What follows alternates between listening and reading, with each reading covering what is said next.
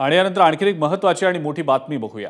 खेडकर कुटुंबाच्या अडचणींमध्ये आता आणखी वाढ होण्याची शक्यता आहे। ओएसिस फर्टिलिटीच्या तज्ञांनी आयव्हीएफ उपचार पद्धतीद्वारे 1 लाखांहून अधिक जोडप्यांना मातृत्व प्राप्तीचा आनंद दिला आहे।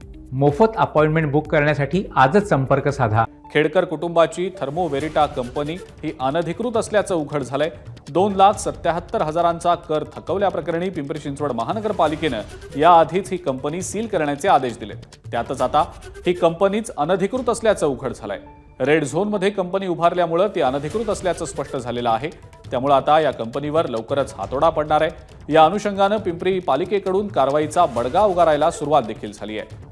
वादग्रस्त IAS अधिकारी पूजा खेडकर यांनी दिव्यांग प्रमाणपत्र मिळवण्यासाठी याच थर्मोवेरिटा कंपनीचा पत्ता रहिवासी म्हणून दिलेला होता।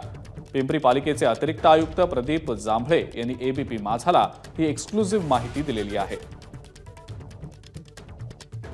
2009 पासून तिथे पेमेंट जवळपास करत आलेले आहेत आणि शेवटचं पेमेंट 2022 मध्ये केलेलं आहे। आणि आताचं जर थकीत कर बघितला तर 2,77,000 एवढा कर थकीत दिसून आलाय।